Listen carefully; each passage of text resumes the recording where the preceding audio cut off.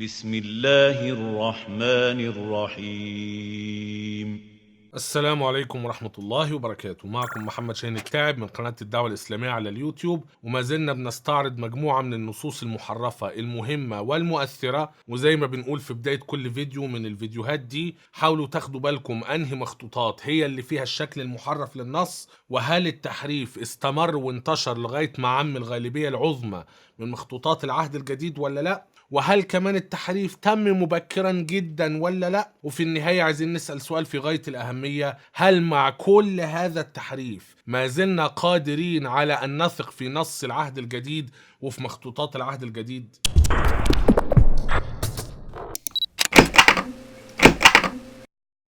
في البداية، لو أنت مهتم بالحوار الإسلامي المسيحي ومقارنة الأديان والنقد الكتابي، فلا بد أن تشترك في هذه القناة. اضغط على زر الاشتراك الأحمر واضغط على علامة الجرس علشان تجيلك كل الإشعارات بكل حلقاتنا الجديدة. وهنبدأ بنص موجود في إنجيل لوقا 5:39. النص موجود في الفان دايك، بيقول: وليس أحد إذا شرب العتيق يريد للوقت الجديد، لأنه يقول العتيق أطيب. بغض النظر عن ان النص ده على لسان المسيح، وموضوع ان هم قاعدين بيشربوا خمره، وخمره متعتقه وخمره مش متعتقه، والعتيق اطيب من الجديد والكلام ده كله، النص ده كله عليه خلاف ما بين المخطوطات، ما بين الاضافه والحذف. في ليها نصوص مقابله ان هذا الجزء غير موجود في الاناجيل التانية متى ومرقس، اللي هو ليس احد اذا شرب العتيق. يعني القصة نفسها موجودة، لكن موضوع ان لما حد يشرب العتيق وبعدين تديله الجديد مش هيرضى يشرب الجديد علشان العتيق اطيب.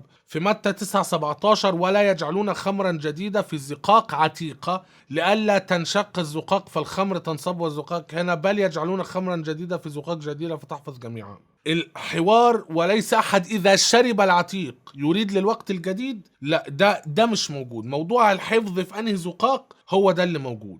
لما نبص على الجريك نيو تestament فورث ريفايزد اديشن، هنلاقي النص رقم 39 في بعض المشاكل. يعني في هنا كاي دي موجودة ولا مش موجودة، وبعدين دي برضو عليها هامش.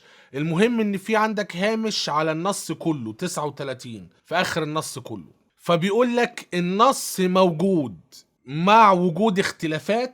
وبعدين بيقول لك بقى شوف الهوامش اللي هي 5 و6 عشان نشوف الاختلافات. النص موجود في البردية 4 والبردية 75 والسينائية والسكندرية والفاتيكانية والأفرامية وواشنطن، وتقريبا موجود في كل المخطوطات، وموجود في نص الأغلبية النص البيزنطي وكتابات القراءات الكنسية ومخطوطات لاتيني والفولجاتا، وموجود في كله تقريبا. لكن في مخطوطات لاتينية أو كأن في تقليد لاتيني بحاله، المخطوطة بيزا ومعاه مخطوطات لاتيني كتير بتحذف النص، وهذا الحذف يجعله مشابها لمتى 9:17 ومرقس 2:22. هم العلماء بيقولوا ايه؟ ان وجود النص هو الأصح. لكن ليه بقى المخطوطات دي حذفت النص؟ قال لك والله ممكن من ضمن الأسباب هارمونايزيشن. وخلي بالك انت بتتكلم عن كأن في تقليد نصي بحاله او عائلة نصية بحالها، النص الغربي بيزا مع مخطوطات لاتيني بتحرف هذا التحريف. والفكرة هي بغض النظر عن النص ثابت ولا مش ثابت، الفكرة ان في قطاع مهم من المخطوطات عادي جدا انه يشذ وينحرف تماما عن النص في اماكن كثيرة. وزي ما قلنا قبل كده، النصارى مفيش عندهم جرح وتعديل للمخطوطات، ان مثلا هذه العائلة من المخطوطات بتحرف تحريفات شاذة، ازاي فيما بعد اثق في نصها في اماكن اخرى؟ لا، النصارى عندهم كل مشكلة بموضعها، وكأن المخطوطة ملهاش علاقة ببعض، او النص المخطوطة مش واحد. انا اخد بنص مخطوطة بيزا والمخطوطات دي في اماكن تانية لو ايدت القراءة، لو ما ايدتش يبقى هي هنا القراءة الشاذة. ودي مشكلة منهجية كبيرة عند النصارى.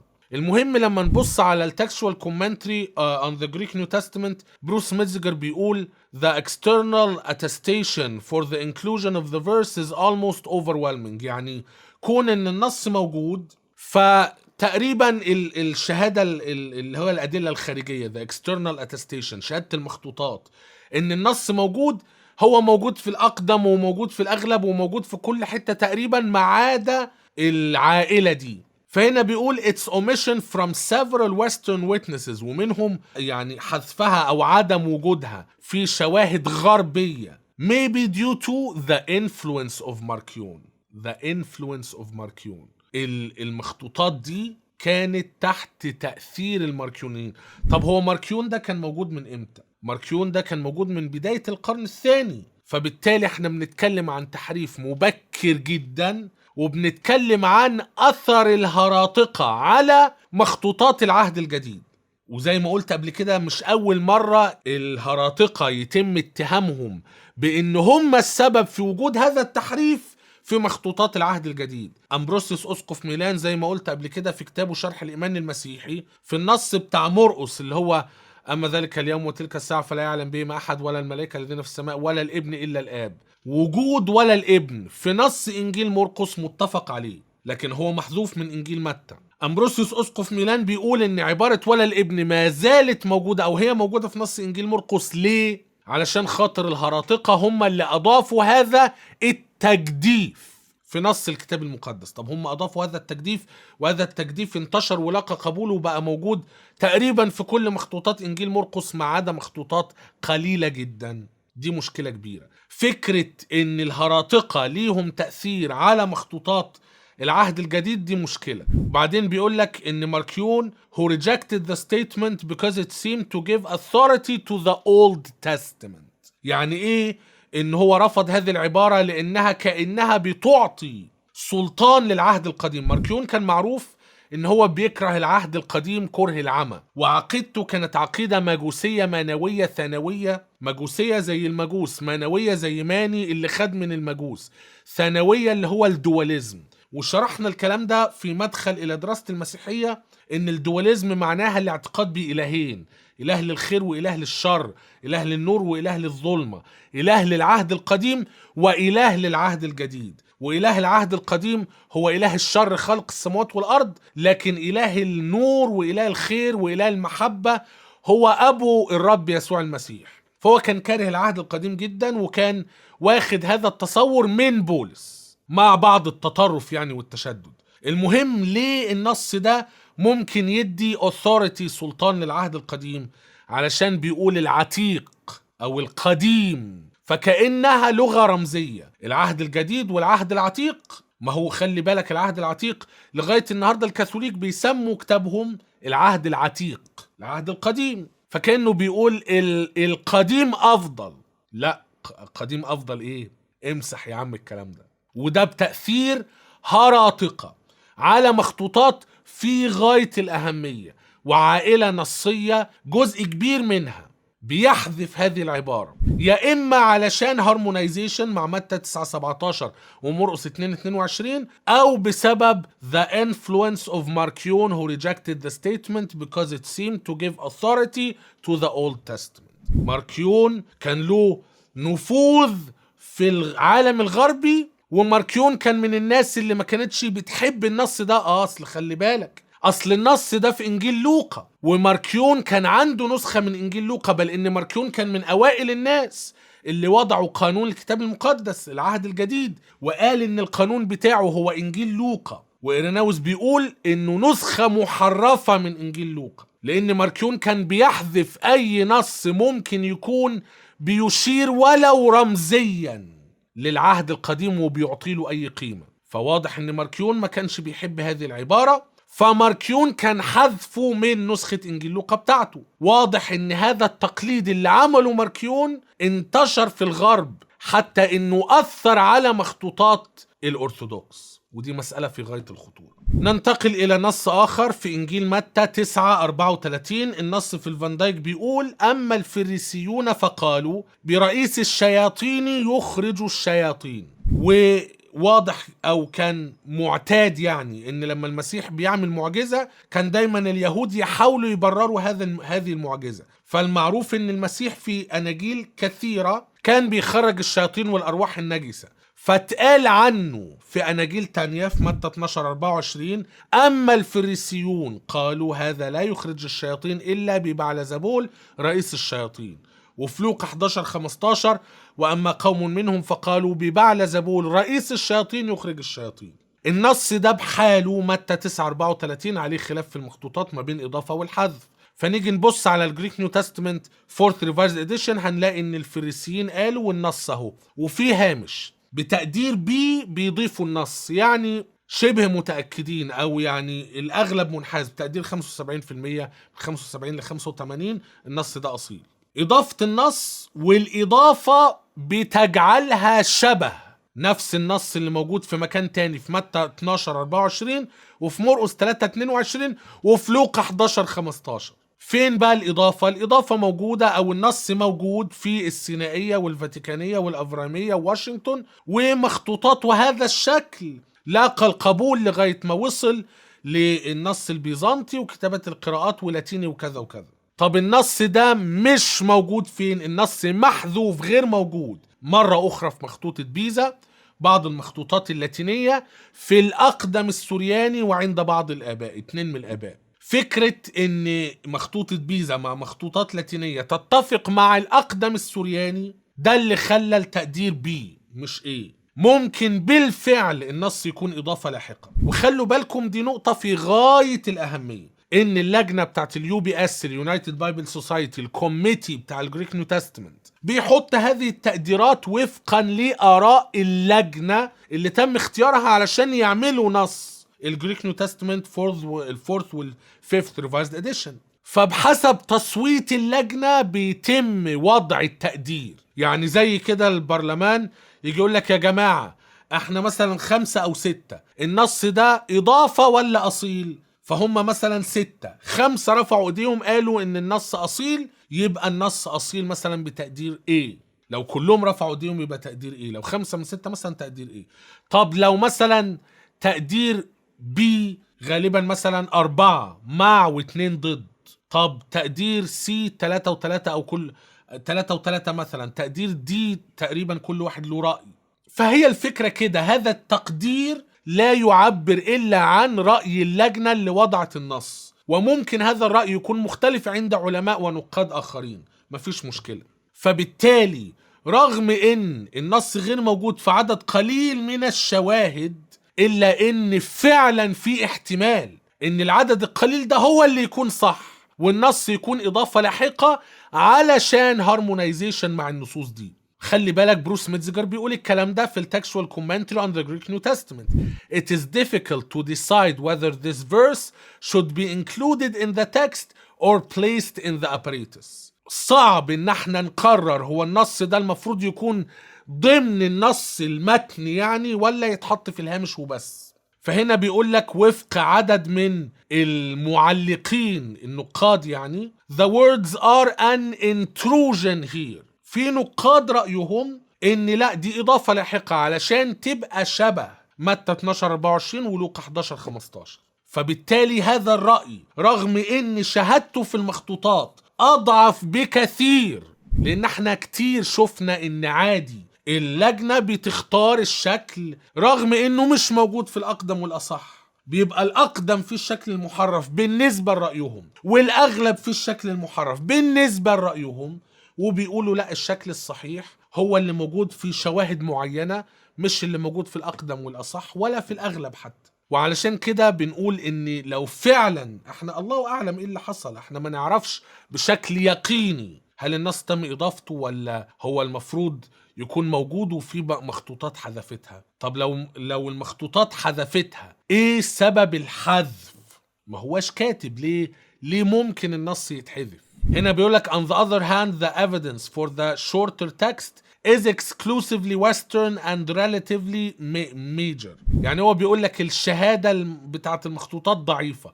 طب وإيه يعني؟ ما هو في مشاكل تانية شهادة المخطوطات ضعيفة وبتقولوا عنها هي الأصل يمكن بتقدير بي أو سي عادي يعني.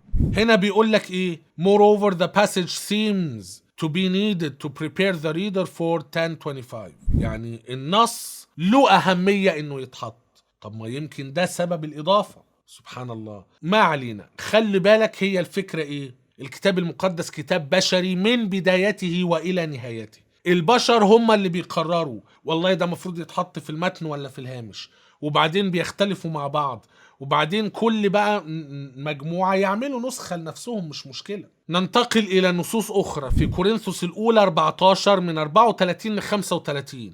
النصوص دي بحالها نصوص مشهورة: لتصمت نساؤكم في الكنائس لأنه ليس مأذونا لهن أن يتكلمن بل يخضعن كما يقول الناموس أيضا، ولكن إن كن يردن أن يتعلمن شيئا فليسألن رجالهن في البيت لأنه قبيح بالنساء أن تتكلم في الكنيسة. دي من ضمن النصوص اللي كثير من الناس بيجدوه يعني تعليم قوية ضد المرأة، وكأن المرأة ليها مكانة أقل، وده واقع في المسيحية وفي الكنيسة، وإن النساء مش هم اللي يتكلموا ويتعاملوا مباشرة مع رجال الكهنة. لا، انتوا تقعدوا قافلين بقكم في الكنيسة ما تنطقوش، ولو لو عايزين تتعلموا حاجة ابقوا لما ترجعوا البيت تسألوا رجالتكم، مش تتجننوا في عقلكم وتتكلموا مع رجال الكنيسة وترفعوا صوتكم في الكنيسة وتتكلموا. لا يجوز. تفضلي ساكتة ما تتكلميش ولا تفتحي بقك. لو فعلا عايزة تتعلمي لما ترجعي البيت بقى يبقى يسألنا رجالهن في البيت. ليه بقى؟ لأنه قبيح بالنساء أن تتكلم في كنيسة. دي حاجة قبيحة، حاجة وحشة. النصين دول بحالهم كأن بعض النساخ وجدوا ان احنا عايزين يعني نداريهم بشكل ما. فلما بنيجي نبص على الجريك نيو تestament فورث ريفايزد اديشن بنلاقي العدد 34 والعدد 35، وفي هامش هنا قال لك في خلاف في مكان النصوص. قال لك النصوص مكانهم هنا اللي هم كورنثوس الأولى 14 في الإصحاح ال 14 العدد 34 و 35. طب أحيانا إن النصوص دي بتيجي بعد 14-40. بعد 14-40 إيه 14؟ يعني نهاية الإصحاح خالص، نهاية الإصحاح، وكأن هي حاجة هامشية كده اتكتبت في الآخر. طب مين اللي بيحطوا أنهي مخطوطات اللي بتحط النص في المكان ده مع وجود اختلافات ما في النص؟ قال لك البردية 46 والسينائية والسكندرية والفاتيكانية، وبعدين عندك مخطوطات تانية، وهو ده اللي موجود في النص البيزنطي، نص الأغلبية والقبطي وكذا. أنهي بقى شواهد هي اللي بترمي النصوص دي في آخر الإصحاح؟ بيزا مع مخطوطات تانية يونانية مع مخطوطات لاتيني مع بعض الفولجاتا وأمبروسيستور وكذا. نبص بقى على تعليق بروس ميتزجر في التكستوال كومنتري on the Greek New Testament. بيقول ايه؟ several witnesses chiefly western، اللي هم شواهد، العديد من الشواهد، لكن هم في الأصل أو في الأساس شواهد من النص الغربي. transpose verses يعني بتغير مكان النصوص دي وبترميها بعد النص رقم 40 اللي هو آخر الإصحاح خالص. فبيقول لك such scribal alterations represent attempts to find a more appropriate location in the context for Paul's directive concerning women. يعني النساخ كانوا أحيانا عادي يعني بمزاجهم ياخدوا نصوص يحطوها في أماكن مختلفة علشان يخلوا النصوص دي تمشي في سياق أفضل. الغريب إن نهاية الإصحاح ملوش أي علاقة عن الكلام عن النساء، فبالتالي ما هواش سياق أفضل ولا حاجة. ده اللي خلى بروس ميتزجر يقول إيه؟ does the scribe without actually deleting verses، يعني هو ما حذفش النصوص فعلا لكن هو نقلهم، حذفهم في آخر الإصحاح. intend the liturgist to omit them when reading the lesson.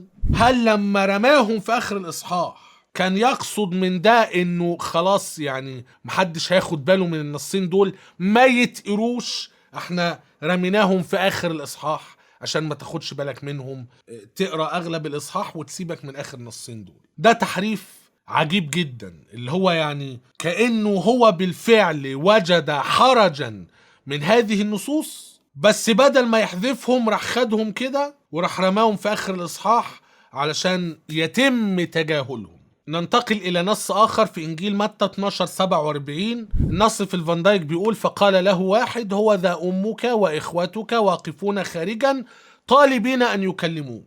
امك واخواتك واقفين ورد فعل المسيح وكلام كده غريب من اغرب النصوص المنسوبة للمسيح. المهم ان النص ده بحاله عليه خلاف في المخطوطات ما بين الاضافة والحذف. النص يوجد شبهه في مرقس 3:32 ولوقا 28، فبالتالي هل هو ما كانش موجود وتم اضافته علشان خاطر يتعمل هارمونايزيشن؟ ولو النص كان اصيل ليه يتحذف؟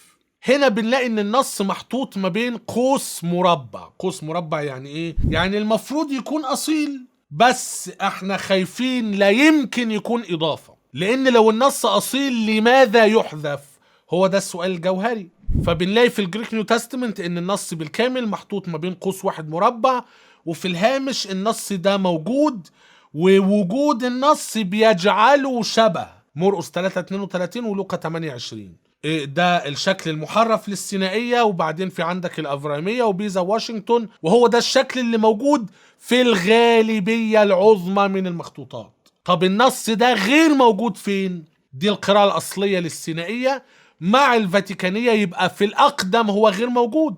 وبعدين مخطوطات تانية من ضمنها الأقدم السورياني السينائي والسورياني الكوريتوني، والأقدم القبطي اللي هو القبط الصعيدي. فيبقى لو احنا رتبنا المخطوطات من الأقدم للأحدث هنلاقي انه غير موجود في الأقدم، وبعد كده تم إضافته. بس هو في مشكلة كبيرة، ليه النص الأصلي ما يكونش فيه العبارة دي؟ الكلام كده مش هيبقى ماشي، مش هيبقى مظبوط. لو النص الأصلي ما فيهوش النص هيبقى شكل في منتهى الغباء من الآخر. فهنا بنلاقي تعليق بروس ميتزجر في التكستوال كومنتري on the Greek New Testament بيقول the sentence which seems to be necessary for the scene of the following verses. يعني لو النص ده فعلا في الأصل ما كانش موجود هيبقى السياق غبي جدا. هنا بيقول لك والله ده تم حذفه بالخطأ apparently was accidentally omitted because of homoutiliton. homoutiliton يعني النهايات المتشابهة. طب فين النهايات المتشابهة؟ قال لك والله هنا لا ليساي وهنا لا ليساي. فالناسخ راح نقل النصوص دي، بص كده على المخطوطة نقل النصوص دي، وبعدين لما رجع للمخطوطة تاني علشان يقرأ، بدل معنيه تقع هنا فيقوم قاري النص ده، لا بدل معنيه تقع هنا عينيه وقعت هنا، فراح مكمل من هنا. فيبقى ده قد يبرر هذا السقوط. طيب سؤال في غاية الأهمية، لو كان السقوط سهوا بالهومويوتاليتون يعني النهايات المتشابهة، كيف تبرر هذا الاختلاف والقوة في الشواهد؟ يعني انت عندك الأقدم في اليوناني والأقدم في السورياني والأقدم في القبطي، ودي عائلات مختلفة، كيف تبرر هذا؟ قال لك والله however of the age and weight of the diverse text types، يعني دي مخطوطات قديمة وقيمة جدا وأنواع مختلفة ما فيهاش الكلمات دي، ما فيهاش النص. the committee enclosed the words، قال لك احنا يعني شاكين فحطينها ما بين قوسين ومدين لها تقدير سي، لعلها فعلا مش أصلية. ولو هي مش أصلية فعلا يبقى احنا أمام مشكلة، النص مشوه وسيء ووحش، فبالتالي وجدوا حاجة شديدة لإضافة النص. فيبقى مرة أخرى عندنا عدد قليل جدا من المخطوطات هم اللي فيهم الشكل الصحيح، الإضافة لقت قبول لغاية ما انتشرت في الغالبية العظمى. لو عكسناها. أنا سأكتفي بهذا القدر في هذا الفيديو. في فيديوهات قادمة بإذن الله عز وجل نستعرض المزيد من النصوص المحرفة المهمة والمؤثرة. لو حاز هذا الفيديو على إعجابك فلا تنسى أن تضغط على زر إعجابني، ولا تنسى أن تقوم بمشاركة الفيديو مع أصدقائك المهتمين بنفس الموضوع. ولو كنت قادرا على دعم ورعاية محتوى القناة، لو أنت شايف أن المحتوى يستحق الدعم والرعاية، فقم بزيارة صفحتنا على باتريون، ستجد الرابط أسفل الفيديو. إلى أن نلتقي في فيديو آخر قريبا جدا بإذن الله عز وجل، لا تنسوني من صالح دعائكم، والسلام عليكم ورحمة الله وبركاته.